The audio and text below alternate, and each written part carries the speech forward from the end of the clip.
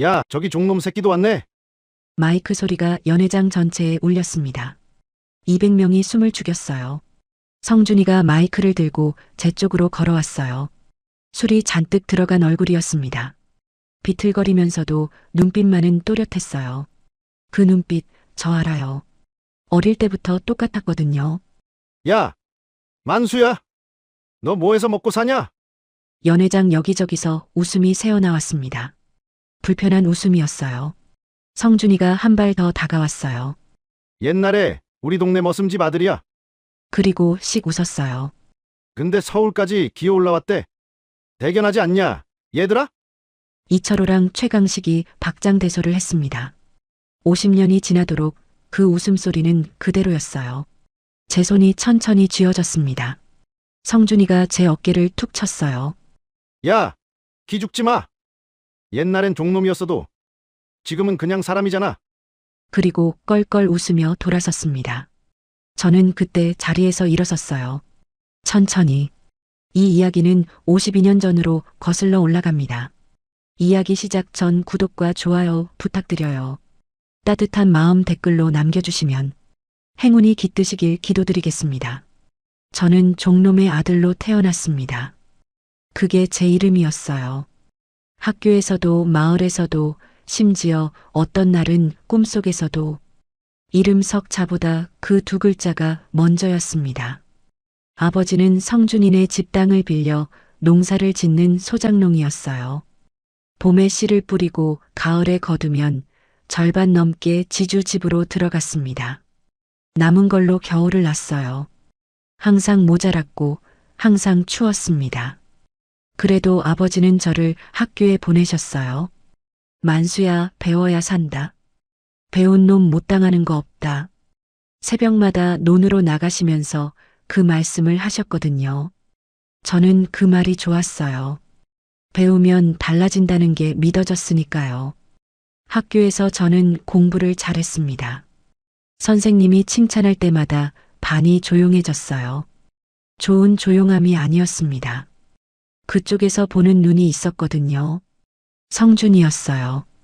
성준이는 마을에서 제일 큰 기와집 아들이었습니다. 학교 안에서도 바깥에서도 그의 한마디면 다들 움직였어요. 선생님조차 성준이 아버지 앞에서는 고개를 숙이는 마을이었으니까요. 처음에 성준이는 저를 그냥 무시했어요. 없는 사람 취급. 그게 차라리 나았습니다. 문제는 제가 전교 시험에서 1등을 한 날부터였어요. 선생님이 제 이름을 칠판에 쓰셨습니다. 김만수. 반 아이들이 웅성거렸어요. 저는 고개를 숙이고 있었는데 느껴졌습니다. 성준이가 저를 보는 눈이. 그날 점심시간이었어요. 저는 어머니가 싸주신 보자기를 펼쳤습니다. 보리밥에 된장 한 덩이. 그게 전부였지만 저는 좋았어요. 어머니가 새벽에 일어나 싸주신 거였으니까요. 발이 날아왔습니다. 쿵. 보자기째 바닥으로 쏟아졌어요. 보리밥이 운동장 흙바닥에 흩어졌습니다. 된장이 흙과 섞였어요. 아! 성준이가 내려다봤습니다. 종놈 새끼는 밥도 종놈 밥이네. 이철호가 웃었어요. 최강식이 따라 웃었습니다. 주변 아이들도 웃었어요. 웃지 않은 아이도 있었는데 그 애들은 고개를 돌렸습니다. 저는 바닥에 쏟아진 밥을 바라봤어요. 주울 수가 없었습니다. 손이 떨려서가 아니었어요. 주우면 지는 것 같았거든요. 성준이가 발로 밥알을 한 번 더 밟았어요. 그리고 돌아섰습니다. 저는 그날 굶었어요. 오후 내내 배가 고팠지만 한 번도 얼굴을 찡그리지 않았습니다. 그것만은 지지 않고 싶었거든요. 그 뒤로 점심시간이 두려웠습니다. 보자기를 펼칠 때마다 등 뒤가 서늘했어요. 그래도 매일 학교를 갔습니다. 아버지가 새벽마다 논으로 나가시는 걸 봤으니까요. 성준이는 매일 똑같이 했습니다. 어떤 날은 발로, 어떤 날은 손으로. 혼자 할 때도 있었고, 이철호, 최강식이랑 같이 할 때도 있었어요. 그런데 한 가지 이상한 게 있었습니다. 성준이는 절대 직접 때리지 않았어요. 항상 이철호나 최강식을 시켰거든요. 본인은 뒤에 서서 팔짱을 끼고 구경만 했습니다. 그게 더 무서웠어요. 주먹이 무서운 게 아니라 그 눈빛이, 아무 감정도 없이 보는 그 눈이, 맞으면서도 저는 그 눈을 봤습니다. 저 사람은 나를 사람으로 보지 않는다는 걸. 그게 주먹보다 더 아팠어요. 4학년 겨울이었습니다. 아버지가 쓰러지셨어요. 논에서 쓰러지신 걸 마을 어른이 업고 오셨는데 그날 저녁 아버지 얼굴이 너무 하했습니다. 어머니가 밤새 아버지 손을 잡고 계셨어요. 저는 문 밖에서 들었어요. 어머니가 우시는 소리를. 병원비가 없었습니다. 어머니는 이웃집을 돌아다니며 돈을 꾸셨어요. 그것도 모자랐습니다. 중학교 입학이 한 달 앞으로 다가왔을 때였어요. 어머니가 삭바느질을 해서 모은 돈 봉투를 들고 나가셨습니다. 그 봉투가 등록금이라는 걸 저는 알고 있었어요. 어머니가 성준이네 마당으로 들어가셨습니다. 저는 담장 밖에서 기다렸어요. 한참이 지났는데 어머니가 나오지 않으셨습니다. 담장 너머에서 소리가 들렸어요. 머슴년이 감히 우리 집 마당에 발을 들여? 성준이 아버지 목소리였습니다. 병든 지아비 탓은 지 팔자 탓이지 왜 남의 집 문을 두드리는 거야? 이 집이 자선단체야? 저는 담장을 잡았어요. 손에 힘이 들어갔습니다.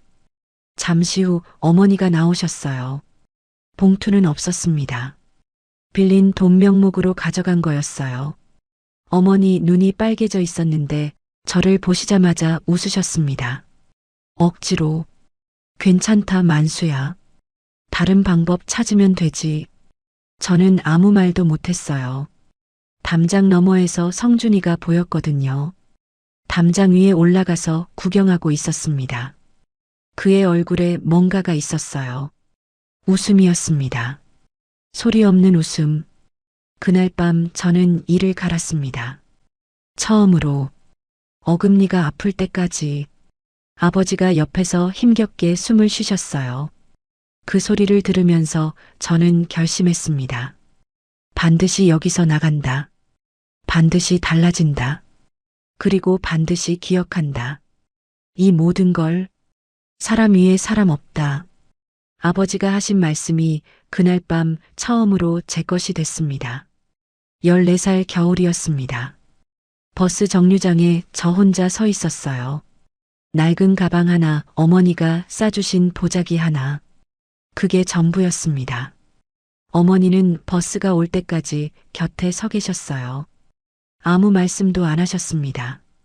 그냥 서 계셨어요. 버스가 오자 어머니가 제 손을 한번 꽉 쥐셨습니다. 말 대신이었어요. 저는 버스에 올라탔습니다. 뒤를 돌아보지 않으려고 했는데 돌아봤어요. 어머니가 손을 흔드셨습니다. 웃으면서. 그 웃음이 억지 웃음이라는 걸 저는 알았어요. 알면서도 손을 흔들었습니다. 버스가 출발했고 어머니가 작아졌어요. 점점 작아지다가 사라졌습니다. 저는 그때 처음으로 울었어요. 버스 창문에 이마를 대고. 소리는 내지 않았습니다. 서울은 달랐어요. 냄새부터 달랐습니다. 매연 사람 냄새, 뭔가 타는 냄새. 마을에서 맡던 흙냄새가 없었어요. 저는 친척집에서 사흘을 묵다가 쫓겨나다시피 나왔습니다. 밥을 축내는 게 눈치가 보였거든요. 14살짜리 입 하나가 무거웠던 거예요. 공사판을 찾아갔습니다. 나이가 어리다고 내쫓겼어요. 다음 날 또 갔습니다. 또 내쫓겼어요. 사흘째 되는 날 현장 반장이 저를 위아래로 훑어보더니 말했습니다. 야, 힘은 있냐? 있습니다. 거짓말이지? 해보면 압니다. 그날부터 일을 했어요. 공사판은 혹독했습니다. 시멘트 포대가 50kg였어요. 14살짜리한테는 너무 무거웠습니다. 허리가 끊어질 것 같았어요. 그래도 내색하지 않았습니다. 내색하면 잘리는 거였으니까요. 낮에는 일하고 밤에는 야간 학교를 다녔어요. 졸리면 볼을 꼬집었습니다. 손등에 손톱 자국이 항상 있었어요. 어떤 날은 너무 피곤해서 책상에 엎드린 채로 잠들었습니다. 선생님이 깨우지 않으셨어요. 대신 어깨에 뭔가를 올려놓으셨더라고요. 자켓이었습니다. 아침에 일어나서 돌려드리려고 했더니 선생님이 그러셨어요. 괜찮아. 가져가. 저는 그 자켓을 3년을 입었습니다. 17살 때였어요. 공사판에서 정태웅을 처음 만났습니다. 저보다 4살 위였는데 그날 현장 소장한테 임금을 떼이고 있었어요. 한 달치 일당이었습니다. 소장이 말했습니다. 야, 너 계약서 없잖아. 없으면 증거 없는 거야. 태웅이 형이 아무 말도 못하고 있었어요. 저는 그 소리를 듣다가 앞으로 나섰습니다. 소장님, 소장이 저를 봤어요. 이 형이 한 달 동안 일한 거 저도 봤습니다. 계약서 없어도 사람 쓴 건 소장님이시잖아요. 그게 증거 아닙니까? 소장이 저를 한참 봤어요. 그러더니 욕을 한바탕 하고 돈을 던졌습니다. 태웅이 형이 돈을 주워들면서 저를 봤어요. 야, 너 몇 살이야? 17입니다. 형이 한참 저를 보더니 말했어요. 밥 먹었냐? 그게 시작이었습니다. 태웅이 형이 국밥 한 그릇을 사줬어요. 저는 그 국밥을 먹으면서 처음으로 생각했습니다. 서울에도 사람이 있구나. 형은 말이 없었어요. 밥을 먹는 내내 한마디도 안 하다가 국물을 들이켜더니 말했습니다. 너 나랑 같이 다녀. 왜요? 아까 보니까 눈치는 없는데 배짱은 있더라. 저는 피식 웃었습니다. 그때까지 서울 와서 처음 웃은 것 같았어요. 세월이 흘렀습니다. 검정고시를 붙었어요. 야간 전문대를 다녔습니다. 건설 관련 자격증을 하나씩 땄어요. 태웅이 형과 둘이서 작은 하도급 일을 따냈습니다. 처음엔 페인트 칠이었어요. 다음엔 내장 공사, 그 다음엔 소규모 건물. 돈이 조금씩 쌓였습니다. 쌓이면 다시 넣었어요. 태웅이 형이 물었어요. 만수야, 너 돈 안 쓰냐? 씁니다. 뭐해? 다음 판에요. 형이 웃었습니다. 그때부터 형이 저를 믿었어요. 28살이었습니다. 전보가 왔어요. 어머니가 보내신 거였는데 내용은 짧았습니다. 아버지 위독. 빨리 내려오너라. 저는 그날 현장에 있었어요. 중요한 공사 마무리 단계였습니다. 하루만 비워도 공사가 틀어지는 날이었어요. 저는 전보를 접어서 주머니에 넣었습니다. 일을 계속했어요. 망치를 들고 자재를 나르고 지시를 내리면서 손은 일을 하는데 머릿속에는 아버지 얼굴이 있었습니다. 논에서 쓰러지시던 날의 얼굴. 만수야, 사람 위에 사람 없다 하시던 목소리. 저녁에 현장이 끝나고 나서야 버스를 탔습니다. 밤새 달려서 새벽에 도착했어요. 방문을 열었는데 아버지가 안 계셨습니다. 어머니가 이불을 개고 계셨어요. 저를 보시더니 아무 말씀도 안 하셨습니다. 그냥 이불만 계속 계셨어요. 저는 방 안으로 들어가서 아버지가 주무시던 자리에 앉았습니다. 이불에서 냄새가 났어요. 아버지 냄새. 그게 마지막이었습니다. 장례를 치렀어요. 사흘이었습니다. 장례가 끝나고 어머니한테 돈을 드렸습니다. 어머니가 안 받으려고 하셨어요. 됐다, 만수야. 너 가져가. 어머니, 가져가라고. 저는 그냥 어머니 손에 쥐어드렸어요. 어머니가 오래 들고 계시다가 말씀하셨습니다. 아버지가 내 걱정 많이 하셨다. 압니다. 마지막에 내 이름 부르셨어. 저는 대답을 못했습니다. 고향 버스를 탈 때 마을 입구가 보였어요. 성준이네 기와집 지붕이 보였습니다. 저는 고개를 돌렸어요. 그때는 아직 때가 아니었거든요. 서울로 돌아왔습니다. 태웅이 형이 물었어요. 다녀왔냐? 네. 아버지, 돌아가셨어요. 형이 아무 말도 안 했습니다. 그냥 제 어깨를 한번 쥐었다가 놓았어요. 그걸로 충분했습니다.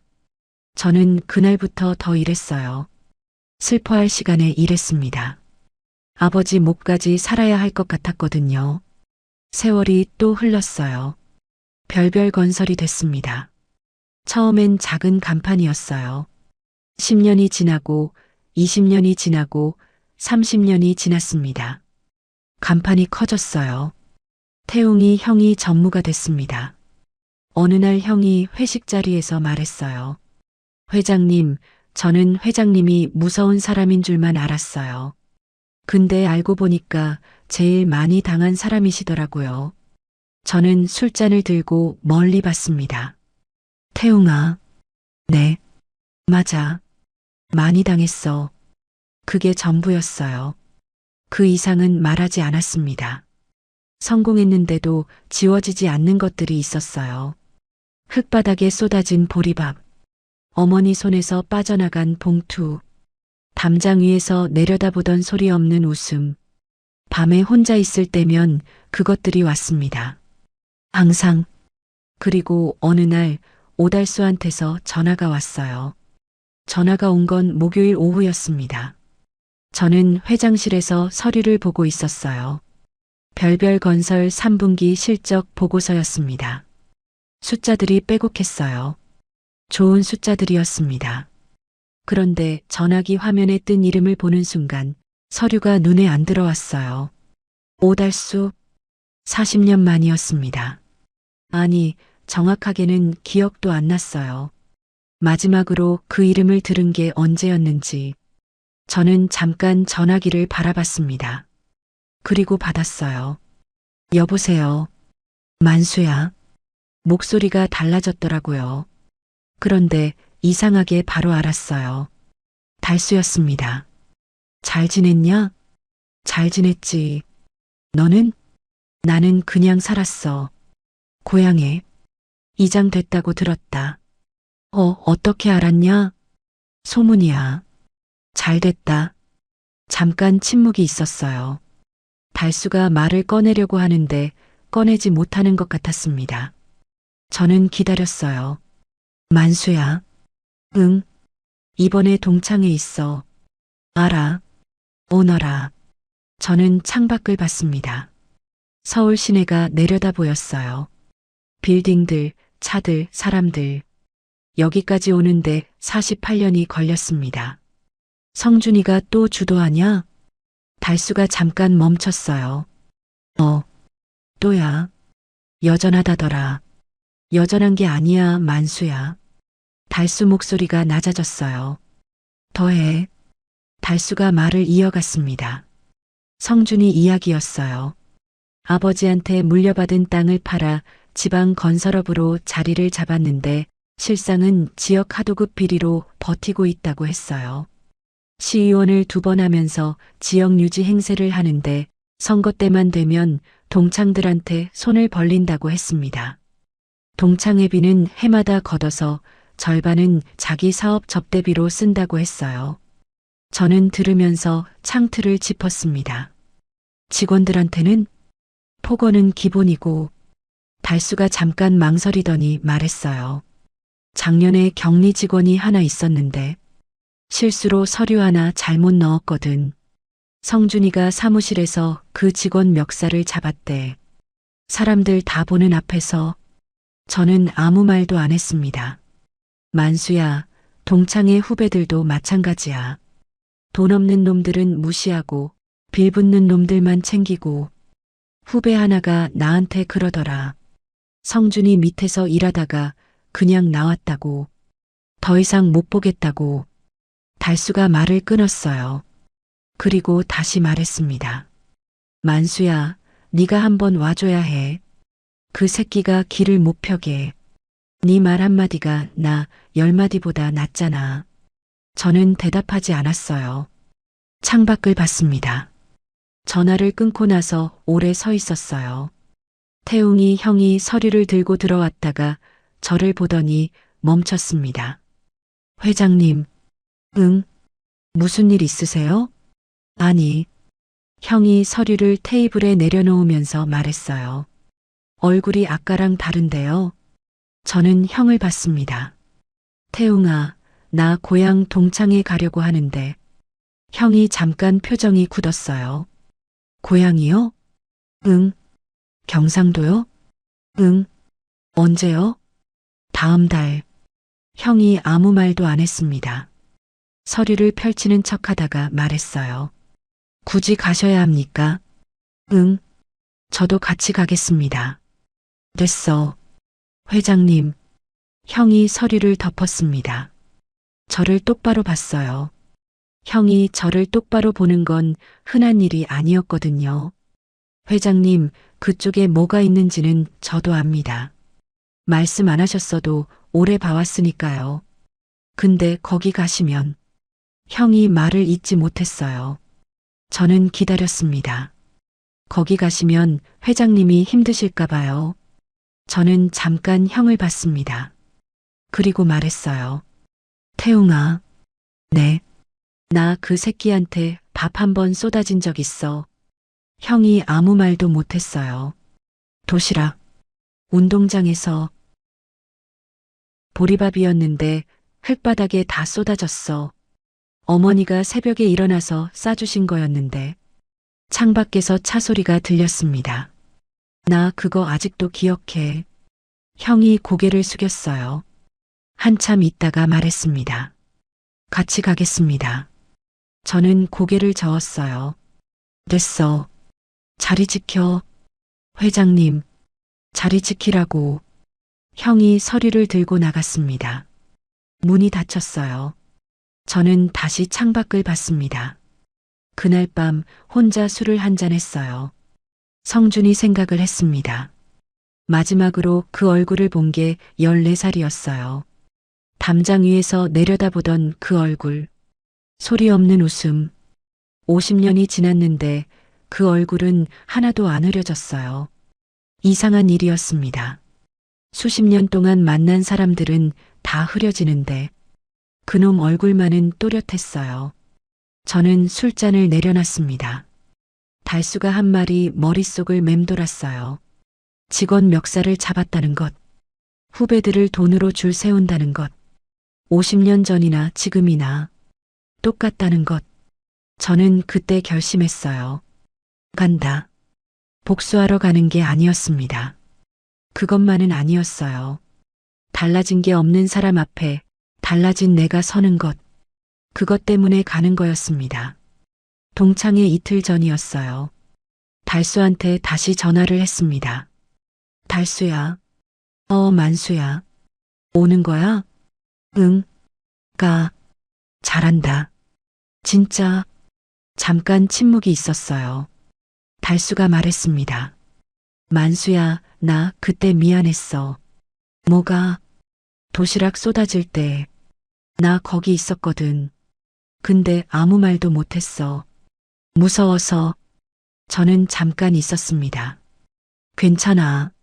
아니, 안 괜찮아. 50년 동안 그게 마음에 걸렸어. 달수야. 응. 그때 내가 뭘 할 수 있었겠냐? 10살짜리가. 그래도 됐어. 진짜로. 달수가 코를 훌쩍이는 소리가 들렸어요. 저는 웃었습니다. 달수야, 동창의 날 거기서 봐. 꼭 와라. 응. 전화를 끊었습니다. 창밖에 서울밤이 내려다 보였어요. 빌딩 불빛들이 가득했습니다. 저는 오래 그 불빛들을 봤어요. 14살에 이 도시에 왔습니다. 아무것도 없이 가방 하나, 보자기 하나. 48년이 지났어요. 그 사이에 아버지를 잃었고 어머니를 혼자 두었고 수도 없이 쓰러질 뻔했습니다. 그래도 여기 서 있었어요. 성준이는 아마 모를 거예요. 자기가 걷어찬 도시락이 저를 여기까지 오게 한 연료가 됐다는 걸 분해서 살았으니까요. 지지 않으려고 살았으니까요. 저는 술잔을 들었습니다. 혼자 아버지 소리는 안 냈어요. 입모양만 이번에 한번 보고 오겠습니다. 동창의 날이었습니다. 서울 별별호텔 3층 연회장이었어요. 엘리베이터 문이 열리자 소음이 먼저 들어왔습니다. 웃음소리, 잔 부딪히는 소리, 오래된 이름들을 부르는 소리. 저는 넥타이를 매지 않았어요. 네이비 수트에 흰 셔츠. 첫 단추만 풀었습니다. 연회장 입구에서 달수가 먼저 저를 봤어요. 만수야. 달수가 뛰어왔습니다. 60대 남자가 뛰는 게 우습기도 했는데 하나도 안 웃겼어요. 달수가 제 손을 잡았습니다. 왔구나. 진짜 왔구나. 응. 왔어. 달수 눈이 빨개졌어요. 저는 달수 어깨를 한번 쳤습니다. 울지 마, 임마. 안 울어. 안 울어. 달수가 울었어요. 연회장 안으로 들어갔습니다. 200명이 넘었어요. 60대들이 가득했습니다. 테이블마다 음식이 차려져 있었고 중앙에 무대가 있었어요.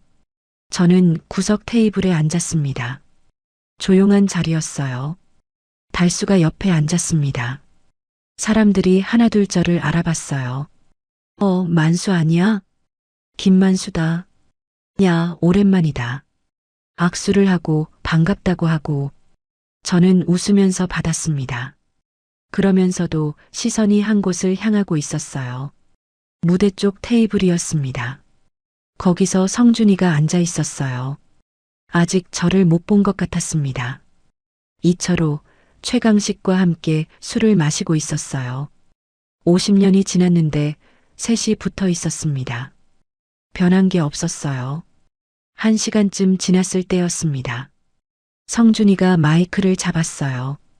동창회장이니까 건배사를 하는 거였습니다. 자, 다들 잔 드세요. 오늘 이렇게 모였으니까. 목소리가 울려 퍼졌어요.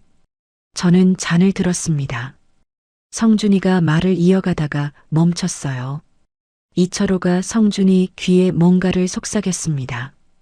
성준이 눈이 연회장을 훑었어요. 그리고 저에게 닿았습니다. 딱 눈이 마주쳤어요. 성준이 입꼬리가 올라갔습니다. 저는 시선을 피하지 않았어요. 마이크에 대고 성준이가 말했습니다. 저기 만수도 왔네. 연회장이 조용해졌어요. 200명의 시선이 저를 향했습니다. 저는 잔을 내려놓지 않았어요. 그냥 들고 있었습니다. 성준이가 마이크를 들고 걸어오기 시작했어요. 테이블 사이를 천천히. 비틀거리는 것 같았는데 비틀거리지 않았습니다. 술이 든 것 같았는데 눈빛은 또렷했어요. 그 걸음걸이, 저 알았습니다. 50년 전에도 저 걸음이었어요. 운동장을 가로질러 오던 걸음. 가슴이 쿵쿵거렸습니다. 들키면 안 됐어요. 저는 잔을 들어 한 모금 마셨습니다. 성준이가 제 테이블 앞에 섰어요. 가까이서 보니까 살이 많이 쪘더라고요. 얼굴이 붉었습니다. 기름기가 돌았어요. 그런데 눈빛만은 그대로였어요.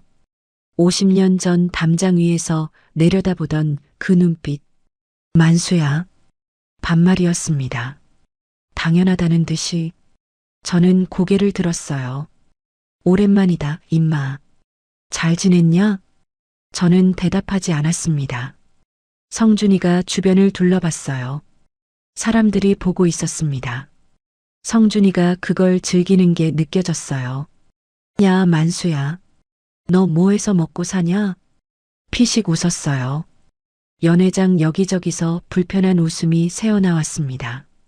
저는 아무 말도 안 했어요. 성준이가 한 발 더 다가왔습니다. 목소리를 낮추는 척하면서 마이크는 입에 바짝 댔어요. 옛날에 우리 동네 머슴집 아들이야. 연회장이 조용해졌습니다. 이번엔 다른 종류의 조용함이었어요. 근데 서울까지 기어 올라왔대. 성준이가 고개를 끄덕였어요. 대견하지 않냐, 얘들아? 이철호가 박장대소를 했습니다. 최강식이 따라 웃었어요. 달수가 제 팔을 잡았습니다. 저는 달수 손을 가만히 눌렀어요. 괜찮다는 뜻이었습니다. 성준이가 멈추지 않았어요. 여기서 멈췄으면 됐을 텐데 멈추지 않았습니다. 그게 성준이었어요. 50년 전에도 그랬습니다. 한 번으로 안 됐어요. 항상 한 번을 더 했거든요. 성준이가 주변 사람들을 둘러봤어요. 관중이 있었습니다. 그게 성준이한테는 연료였어요. 야, 근데 솔직히 성준이가 마이크를 기울였습니다. 너희 아버지가 우리 아버지한테 신세를 많이 졌잖아. 천천히 또렷하게 말했어요. 그거 기억하지, 만수야? 연회장이 싸늘해졌습니다. 달수가 자리에서 일어서려고 했어요. 저는 달수를 다시 눌렀습니다. 제 손이 테이블 위에서 천천히 쥐어졌어요. 들키지 않게 테이블보 아래로. 성준이는 몰랐습니다. 성준이가 마이크를 다시 들었어요. 이번엔 연회장 전체를 향해서였습니다. 목소리가 커졌어요. 야, 얘 알아? 저를 손가락으로 가리켰습니다. 공개적으로 200명 앞에서 옛날에 우리 동네 종놈 집 아들이야. 연회장이 굳었습니다. 웃는 사람이 없었어요. 이철호 혼자 애매하게 웃었다가 멈췄습니다. 근데 서울 와서 잘 살고 있대. 성준이가 저를 봤어요. 대단하지 않냐? 저는 성준이를 봤습니다. 아무 표정도 없이 성준이가 제 어깨를 손바닥으로 툭 쳤어요. 무거운 손이었습니다. 소유하듯이. 야, 기죽지 마. 옛날엔 종놈이었어도 지금은 그냥 사람이잖아. 그리고 껄껄 웃으며 돌아섰습니다. 저는 그 등을 봤어요. 50년 전 운동장에서 돌아서던 등, 제 도시락을 걷어차고 돌아서던 등, 담장 위에서 어머니를 보며 웃다가 돌아서던 등, 항상 저한테 등을 보였어요. 한 번도 제가 무서운 적이 없었던 거예요. 그런데 저는 자리에서 일어섰습니다. 소리가 없었어요. 의자를 끌지 않았습니다. 그냥 천천히 일어섰어요. 달수가 저를 봤습니다. 주변 사람들이 저를 봤어요. 연회장이 다시 조용해졌습니다. 성준이가 돌아섰어요. 뭔가를 느꼈는지 저는 성준이를 봤습니다. 화가 난 얼굴이 아니었어요. 떨리는 목소리도 아니었습니다. 그냥 일어선 거였어요. 52년 만에 연회장이 조용했습니다. 200명이 숨을 죽이고 있었어요. 잔 부딪히는 소리도 없었습니다. 누군가 기침을 한 번 했다가 멈췄어요. 저는 걸었습니다. 테이블 사이를 천천히. 서두르지 않았어요. 급할 게 없었습니다. 52년을 기다렸는데 몇 걸음이 뭐가 급하겠어요. 성준이가 저를 봤습니다. 처음엔 어이없다는 표정이었어요. 뭐야, 이 새끼 하는 얼굴. 그러다가 뭔가를 느꼈는지 표정이 달라졌습니다. 저는 계속 걸었어요. 성준이 앞까지 갔습니다. 딱 한 걸음 거리. 저는 멈췄어요. 성준이가 뒤로 반걸음 물러났습니다. 본인도 몰랐을 거예요. 몸이 먼저 반응한 거였으니까요. 저는 성준이를 봤습니다. 아무 말도 하지 않았어요. 그냥 봤습니다. 성준이 얼굴에서 뭔가가 흔들리기 시작했어요. 성준아. 저는 그 이름을 불렀습니다. 반말도 아니었어요. 존댓말도 아니었습니다. 그냥 이름. 그런데 연회장이 더 조용해졌어요. 그 두 글자가 공기를 바꿔놓은 것 같았습니다. 성준이가 마이크를 든 손이 내려갔어요. 본인도 몰랐을 겁니다. 저는 말을 이었습니다. 낮은 목소리로. 나는 오늘 여기 복수하러 온 게 아니야. 성준이가 눈을 깜빡였어요. 근데 한 가지는 물어봐야겠어. 정태웅이 연회장 입구에 서 있었습니다. 저는 오지 말라고 했는데 와 있었어요. 형다운 짓이었습니다. 저는 못 본 척 했어요. 형이 앞으로 나섰습니다. 잠깐요. 연회장이 형을 봤어요. 형이 상의 안주머니에서 명함을 꺼냈습니다. 성준이 앞에 내밀었어요. 별별건설 전무 정태웅입니다. 성준이가 명함을 봤어요. 별별건설 전무. 표정이 굳었습니다. 저희 회장님이 누구신지 아십니까? 성준이가 저를 봤어요. 저를 봤다가 명함을 봤다가 다시 저를 봤습니다. 연회장 한쪽에서 소리가 났어요. 누군가 휴대전화 화면을 들고 있었습니다. 야, 이거 봐봐. 경제뉴스였어요. 별별건설 회장 김만수. 재계 서열 28위. 올해 매출 2조 3천억. 사진이 있었습니다. 제 사진. 연회장이 웅성거리기 시작했어요. 성준이 손이 떨렸습니다. 명함을 받으려다가 멈췄어요. 받지도 못하고 거절하지도 못했습니다. 이철호가 그 기사를 들여다봤어요. 얼굴이 하얗게 됐습니다. 최강식은 고개를 들지 못했어요. 저는 성준이를 봤습니다. 50년 전에 저는 성준이를 올려다봤어요. 담장 위에서 내려다보는 성준이를. 지금은 달랐습니다. 성준이가 저보다 작아 보였어요. 키가 줄어든 게 아니었습니다. 다른 무언가가 줄어든 거였어요. 달수가 자리에서 일어섰습니다. 목소리가 떨렸어요. 성준아. 성준이가 달수를 봤습니다. 나도 기억한다. 달수가 말을 이어갔어요. 만수 도시락 걷어찼던 거.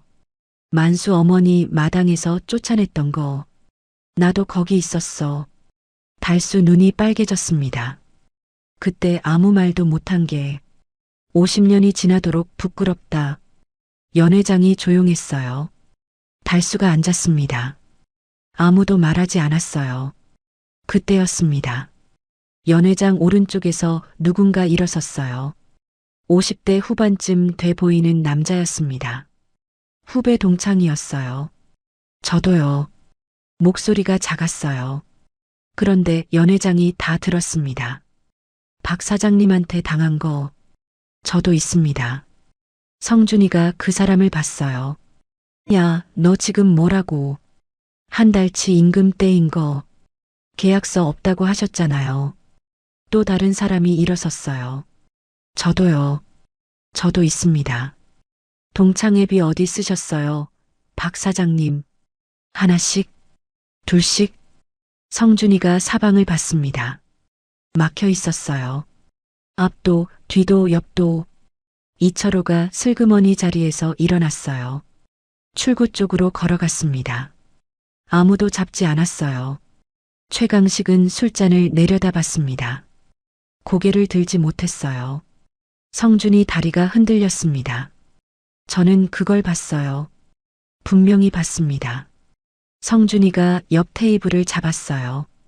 그리고 무릎이 꺾였습니다. 스스로였어요. 아무도 강요하지 않았습니다. 200명이 보는 앞에서 바닥에 무릎을 꿇은 성준이가 고개를 숙였어요. 만수야. 목소리가 달라져 있었습니다. 50년 전 담장 위에서 내려다보던 그 목소리가 아니었어요. 미안하다. 세 글자였습니다. 연회장이 완전히 멈췄어요. 저는 성준이를 내려다봤습니다. 오래 무릎을 꿇은 성준이 머리 위로 50년이 겹쳐 보였어요.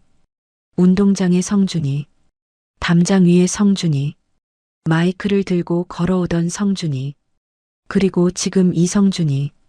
저는 아무 말도 하지 않았습니다. 한참을 봤어요. 그리고 고개를 돌렸습니다. 달수를 봤어요. 달수 눈이 빨개서 금방이라도 터질 것 같았습니다. 저는 달수한테 걸어갔어요. 달수 어깨에 손을 얹었습니다. 그리고 말했어요. 낮은 목소리로. 성준이한테도 들리게, 연회장 전체에도 들리게. 사람 위에 사람 없고 사람 아래 사람 없다. 아버지 말씀이었습니다. 다만 그걸 모르는 사람이 있을 뿐이야. 연회장에서 소리가 났어요. 박수였습니다. 처음엔 한 사람, 그 다음엔 두 사람, 그리고 연회장 전체가. 저는 박수를 받지 않았어요. 달수 어깨에서 손을 떼고 돌아섰습니다. 뒤에서 후배 동창 한 명이 다가왔어요. 조용히 말했습니다. 회장님, 저 말해도 됩니까? 박 사장한테 당한 거. 저는 그 사람을 봤어요. 고개를 끄덕였습니다. 동창회가 끝났습니다. 저는 택시를 잡지 않았어요. 한참을 걸었습니다. 서울 밤거리를. 사람들이 지나쳤어요. 젊은 사람들, 웃는 사람들. 저는 그 사이를 걸었습니다. 이상했어요. 뭔가 가벼워진 것 같은데 뭔가 무거운 것도 같았습니다. 복수를 했는데 시원하지가 않았어요. 그렇다고 허탈하지도 않았습니다. 그냥 오래된 무언가가 끝난 느낌이었어요. 정태웅 형한테서 문자가 왔습니다. 회장님, 무사히 나오셨습니까? 저는 웃었어요. 응. 걷고 있어. 어디 가세요? 고향? 지금요? 응. 저도 같이. 됐어. 회장님. 됐다고. 형이 더 문자를 보내지 않았어요. 저는 버스 터미널로 걸어갔습니다. 새벽 버스였어요. 승객이 몇 명 없었습니다. 저는 맨 뒷자리에 앉았어요. 창밖으로 서울이 멀어졌습니다. 14살에 이 도시로 들어올 때는 버스 앞자리에 앉아서 서울이 가까워지는 걸 봤어요. 떨렸고 무서웠고 배가 고팠습니다. 지금은 뒷자리에서 서울이 멀어지는 걸 봤어요. 배는 부르고 떨리지 않았습니다. 그런데 이상하게 그때랑 비슷한 기분이었어요. 가슴에 뭔가 가득 찬 느낌. 다른 게 있다면 그때는 두려움이 가득했는데 지금은 뭔지 모르는 게 가득했습니다. 오래 있다가 알았어요. 그리움이었습니다. 고향에 도착한 건 이른 아침이었어요. 버스에서 내리니까 공기가 달랐습니다. 마을 냄새, 흙 냄새, 아침 이슬 냄새. 저는 산으로 올라갔어요.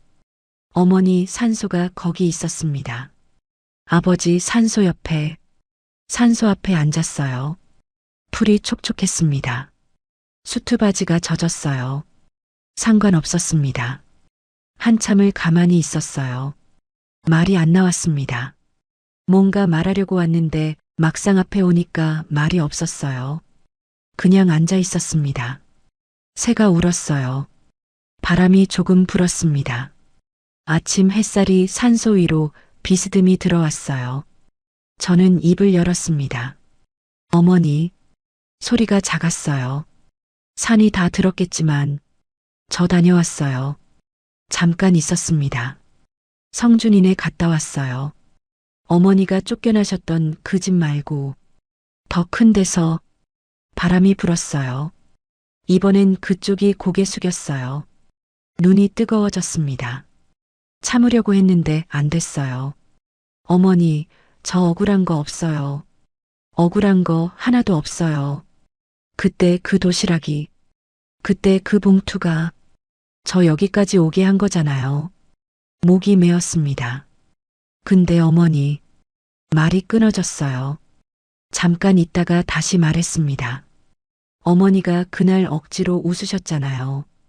봉투 뺏기고 나서 저 보면서 손등으로 눈을 닦았어요. 그 웃음이 제일 아팠어요. 지금도 바람이 또 불었습니다.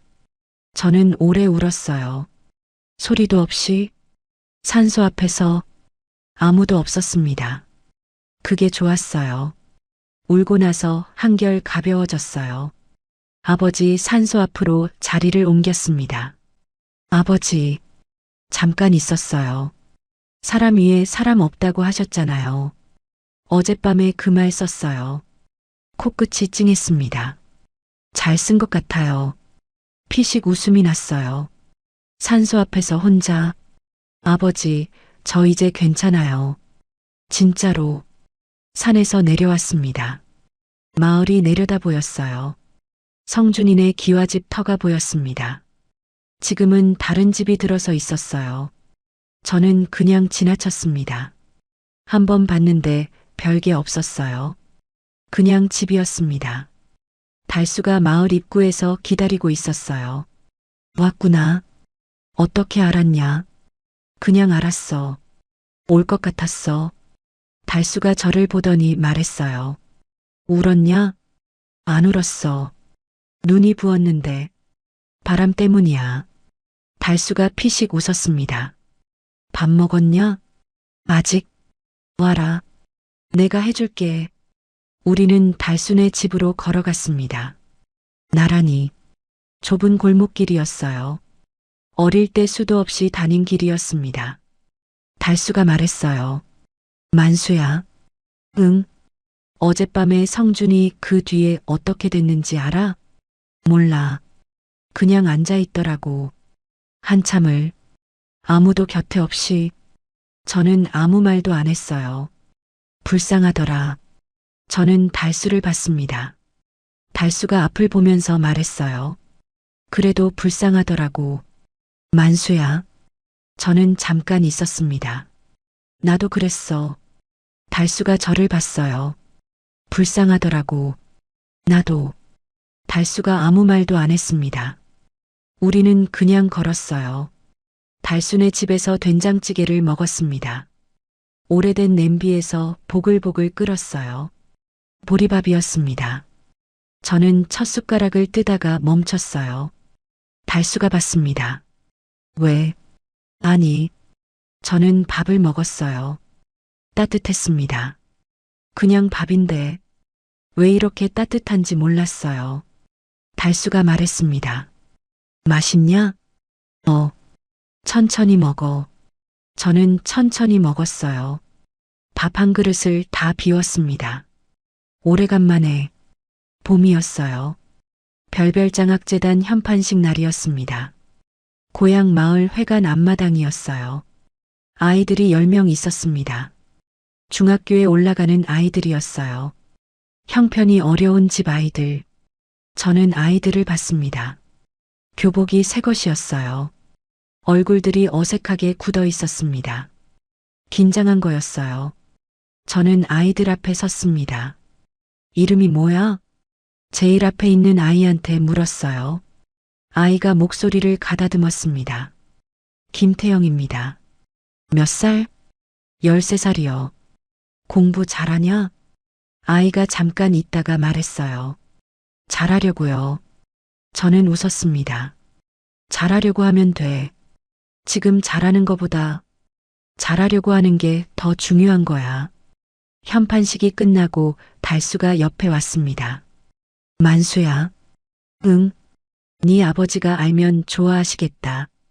저는 현판을 봤어요. 별별장학재단. 글씨가 또렷했습니다. 그러게. 달수가 말했어요. 근데 왜 별별이야? 그냥. 저는 잠깐 있었습니다. 별별 사람이 다 있잖아. 세상에. 좋은 사람도 나쁜 사람도 그 별별 사람들 사이에서 이 아이들이 똑바로 서야 하니까. 달수가 고개를 끄덕였어요. 집으로 돌아오는 버스 안이었습니다. 창밖으로 봄 들판이 지나쳤어요. 연두색 논, 하얀 밭, 파란 하늘. 저는 오래 그걸 봤습니다. 14살에 이 길을 반대로 달렸어요. 고향이 멀어지는 걸 보면서 울었습니다. 소리 없이. 지금은 고향이 멀어지는 걸 보면서 웃었어요. 똑같이 소리 없이